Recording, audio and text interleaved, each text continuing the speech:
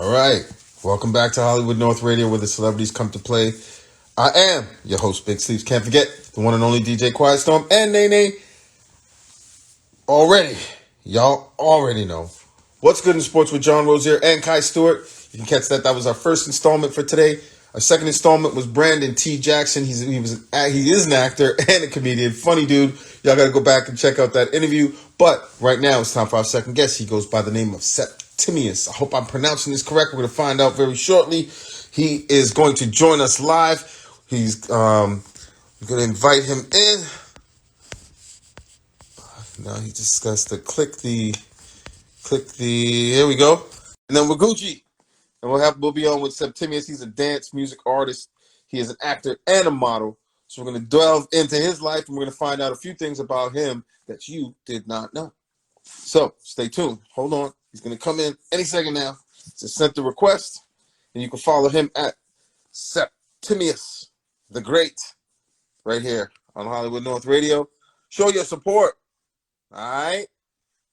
Okay, let me see here.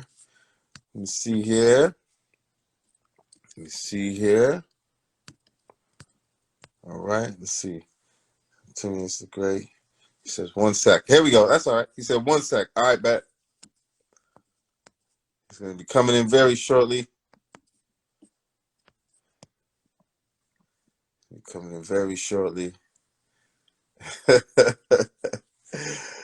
It's technology. Sometimes it'll get you, bro. It says Septimius is unable to join.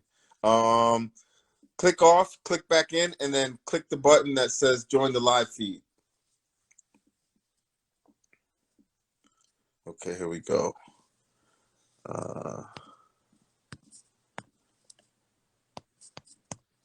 We're gonna wait on him to pop in. I'm gonna send another request. Let me see here. Hold on. Hold tight, y'all. Hold tight.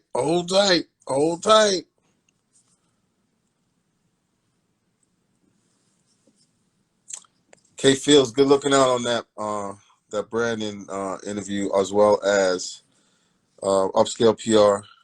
Appreciate that. That was real. That was funny as hell. Okay, here we go. There we go.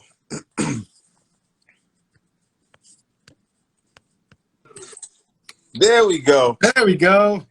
right. Welcome to the show, man. Welcome to Hollywood North Radio. What's going on? Hey, man, just, every day. Every day is, it's a grind and a struggle, man. That's what I see you doing your thing. Steady. It's always the grind, man. Always the grind. Mm-hmm. So how you been, man? I've been real good. Really good. Really good. Staying busy, staying positive, being creative. That's all we can do, man. Isn't it funny how we have to actually say it in that way? Staying busy, staying positive. It's kind of crazy when you think about it, right? Roller coaster. Right. And you seem like you're in good spirits, man.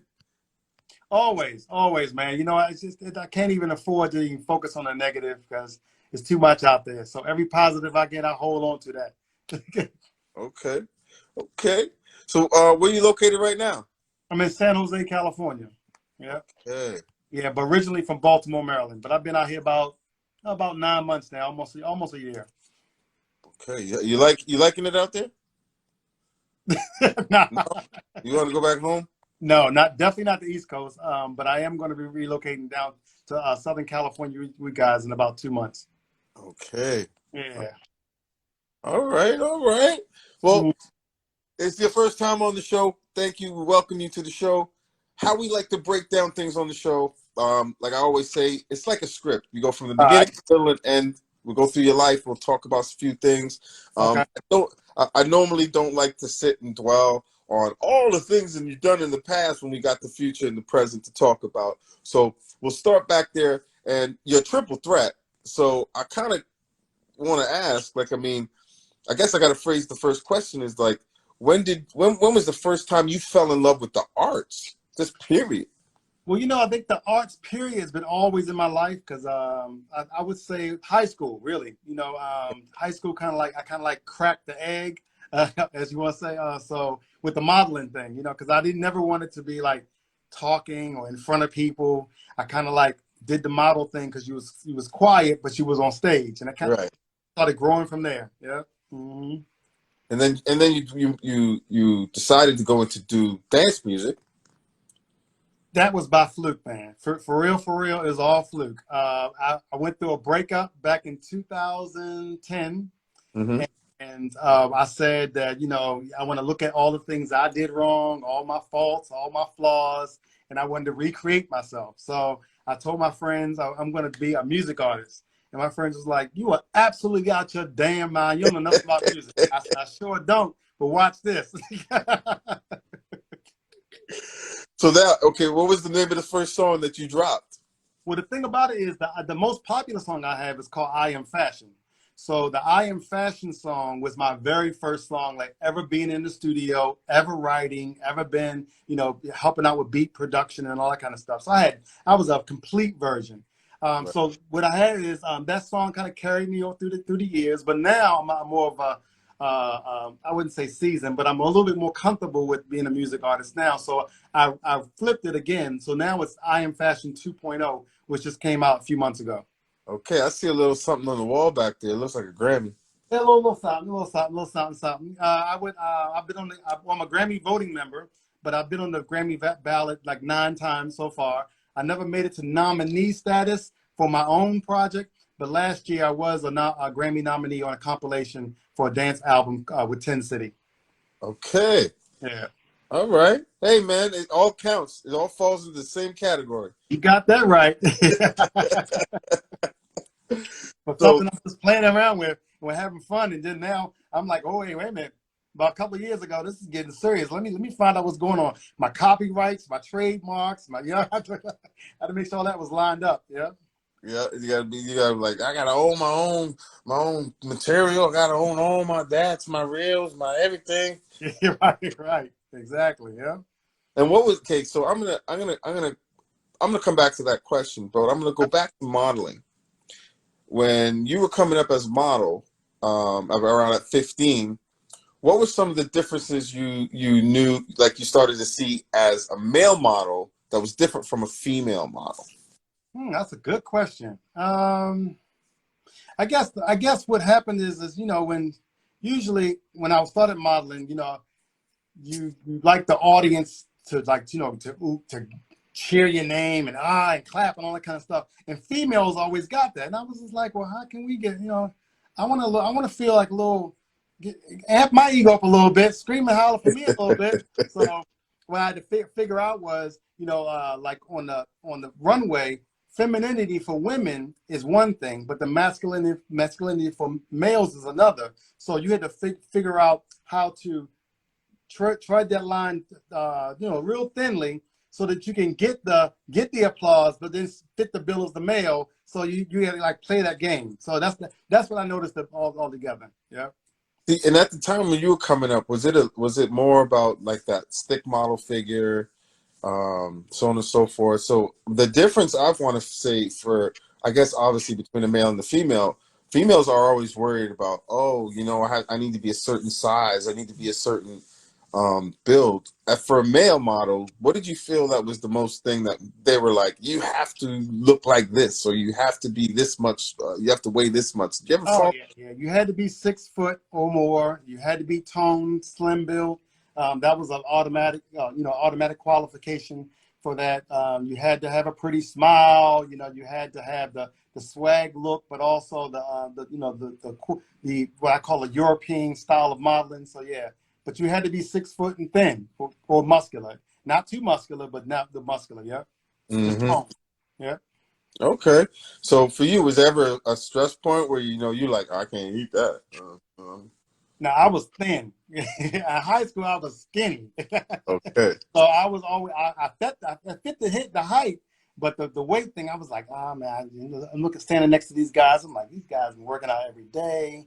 I'm just sitting. I'm just here to have fun, But what I had to do then is I had to tweak my runway skills to set off the look that I don't have that super masculine, super body pecs and everything. I didn't have that look because I was I was a swimmer's build. So I had to like perfect my modeling technique so that I could stand my own and hold my own. Okay, so you made to be a part of the team, but unique enough that you stood out on your own. You got it. That's it. Okay, and I also got to ask that because if those are the things that you're thinking of and you're moving forward and as your career and like you're only 15 years old, so your brain is obviously going a million miles a minute because now you're soaking up this industry that you're in because we have the time to do that when you're 15. Right. You know, right?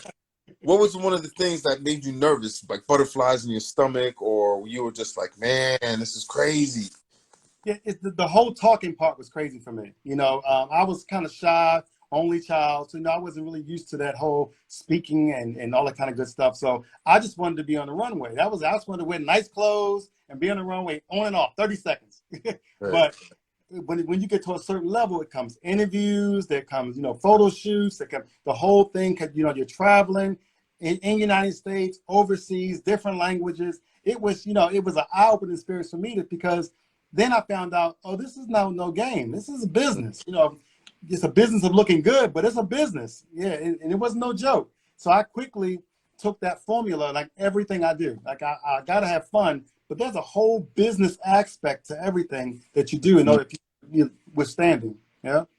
Right. So at that point, when everything's going well, you're moving forward. You got the photo shoots now. Now you got them starting to talk.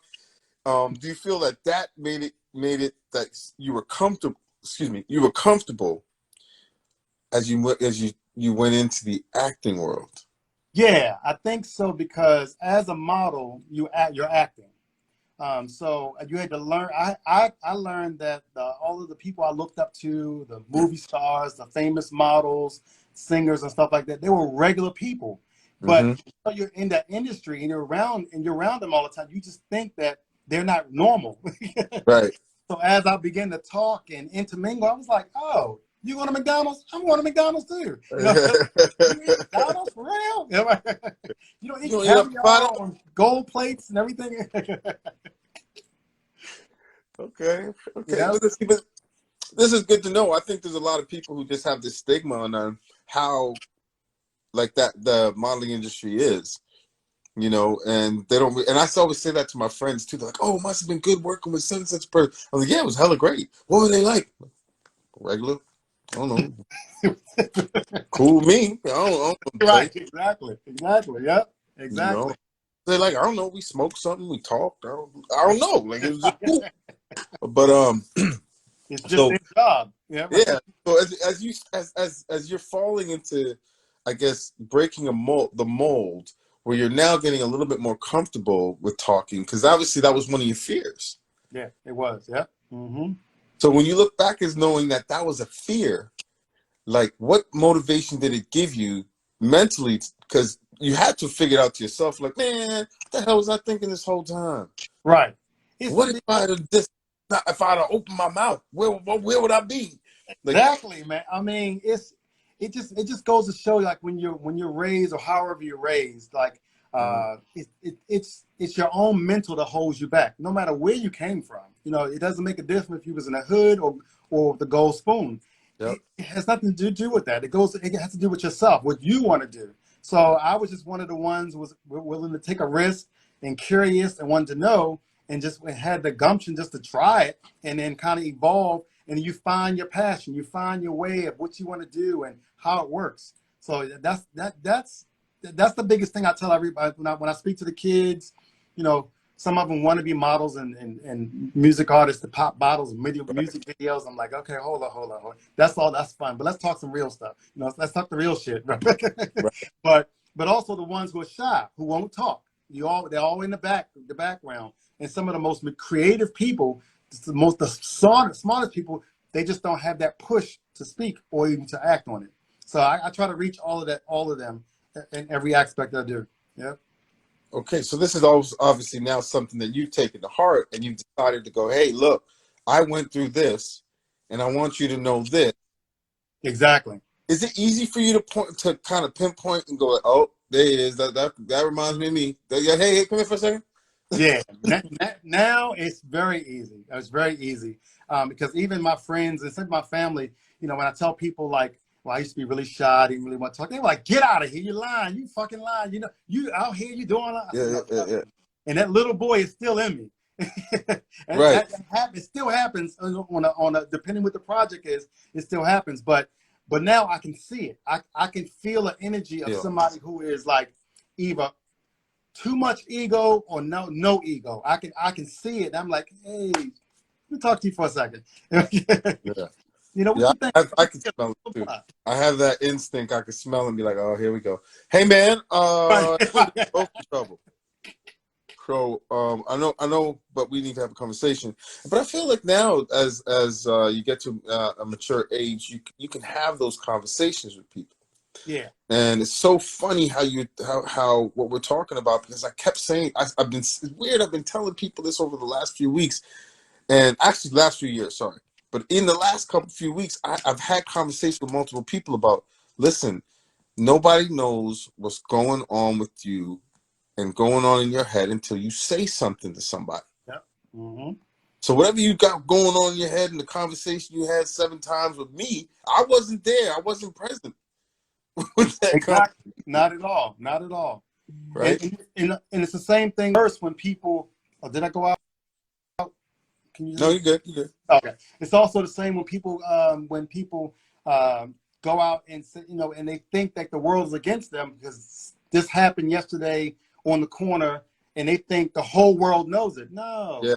that was a one isolated incident. You don't want that to dictate your whole personality or your next steps in life. Just because one person says something, that don't mean the whole world is. Mm-hmm. So yeah, you got to either say something or be true to yourself. And I always say with your family in your head, you know, because you got Right. like 5 people in your head talking. Shut up, everybody, quiet. Yeah. I'm going to have a coming to Jesus meeting. Okay, listen to me. This is You what's don't going want to on. make that one personality come Yeah, out right now, y'all. exactly, exactly, He's gonna need Jesus when we done with this conversation. exactly,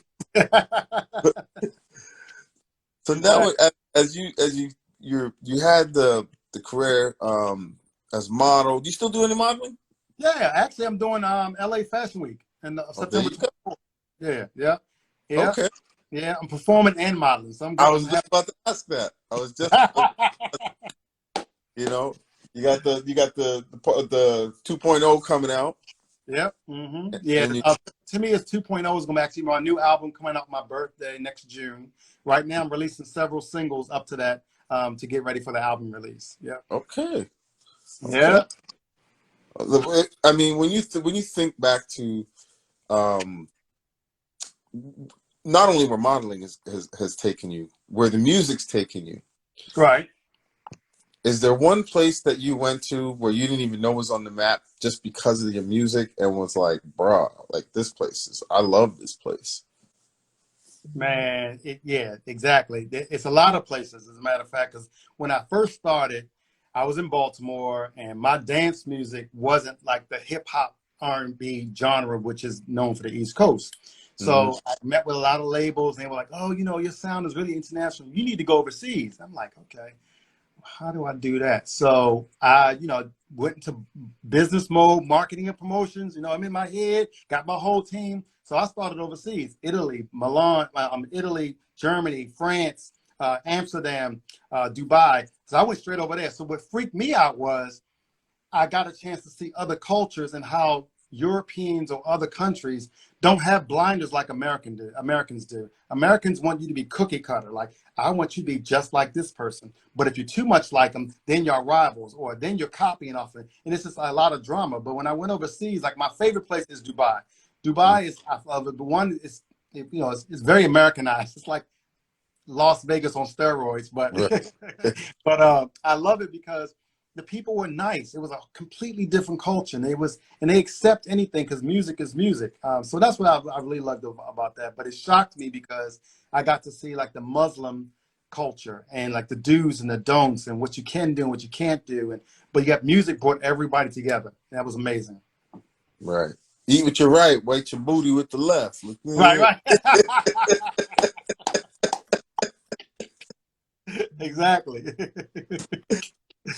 Oh man, that actually brings me to the question is like in a place like Dubai and some of the other places that you've seen in the world, what's one thing that's stuck in your head that you felt like if America adapted this, besides what you was talking about with the music cookie cutter, adapted to this in society, it would be such a better place. I think Americans are more judgmental than any other country in the culture I've seen. Even though I'm American, of course, but but I think that I think if America we can stop judging so much as to what people do, say, how they do, how they look, what's good, what's bad. I think that's the biggest thing because a lot of countries don't do that. We don't.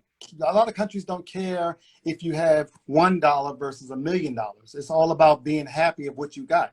You know, the poorest of the poor are still happy. They don't have anything, but they're happy. And Yep. Americans, we would fucking pull our hair out if we just like became homeless and poor because we're set to like succeed only, and we only judge by success by what we have. And a lot of countries are not like that.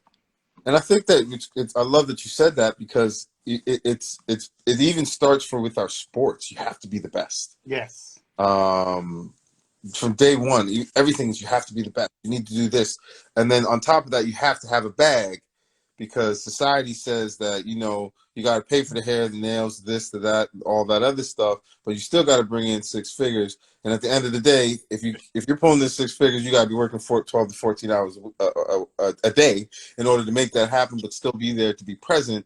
And I feel like when you go like cities countries when I was in Italy, where we were staying, it bugged me out where I'm like, I just was at this store like an hour ago and I came back and it's closed. Yes.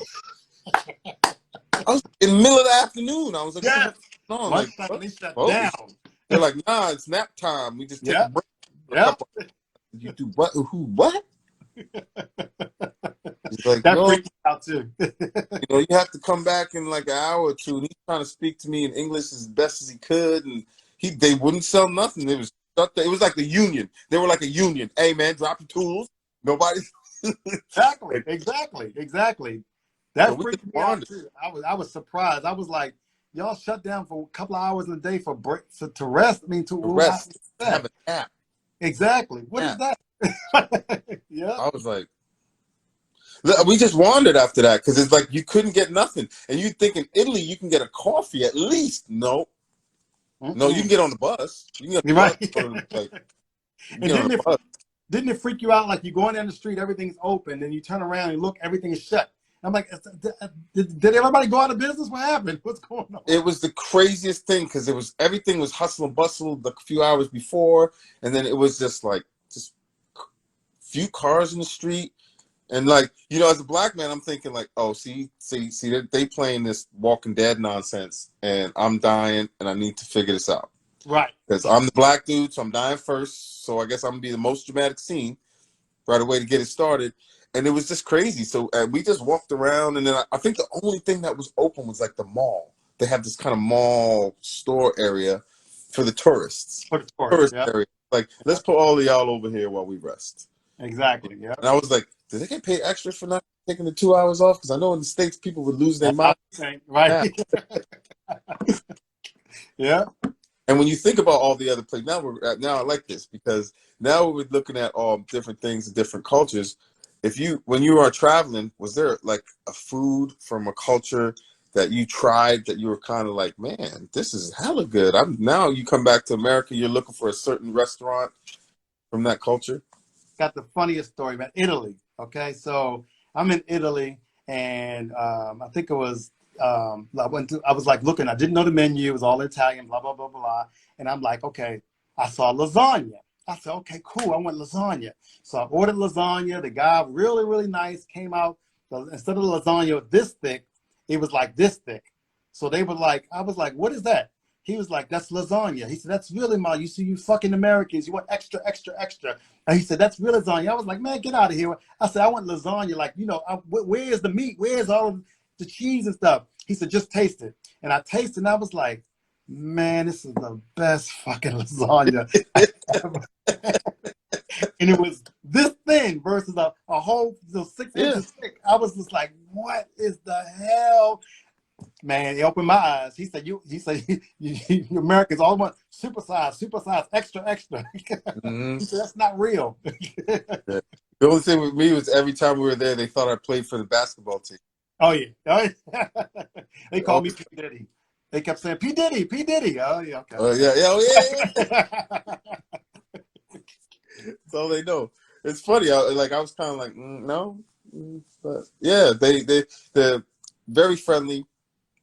Um, and I guess a lot of Africans go to Italy, and it was weird to see that they were the ones that were panhandling in Italy for the most part, and then the fact that people were still nice to them. Like those dudes outside the bakery, people were giving them food. Where out here, it's like you They judge. people would just walk right past you Yeah, 9 out of 10 times, and you find that one diamond in the rough. But people were content, and when the dude got a little food or he got a little change, he bounced. exactly. Thank you. Exactly. Yeah, exactly. We judge a lot here. And the funny thing about that, you talking about Africans, because I got the name Septimius Hmm. because Septimius was the first Roman emperor from Africa.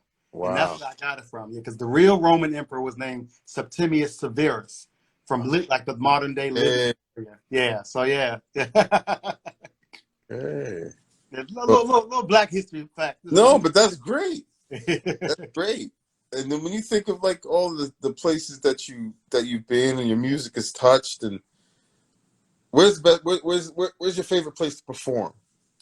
Ibiza in Spain, man. Uh, Only because Ibiza is all about dancing. They open 24 hours, like 3 days straight, no stopping. So it wore me out though. But it was like I just couldn't believe it. It was a whole island of just nonstop 24-hour partying. yeah. But yeah, that was my best though. That was My my best. boy Moto House, he's out in Ibiza quite a bit. He produces and DJs and so on and so forth.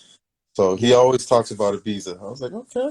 So now yeah, it might be something where it's like, huh, exactly. Yep. huh. Go to Or Barcelona I to put go. dance music. I put dance messic over I here. got it. I got Like it. my dyslexia kicked in, so it's dance music. It's not. Right.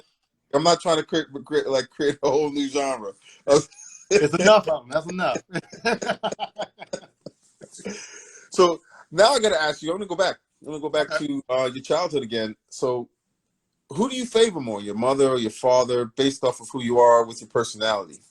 I would say, well, I was raised by my mother, but I would say I'm a lot like my father because knowing my father, we are so much alike that it's unreal, even though I never grew up with him.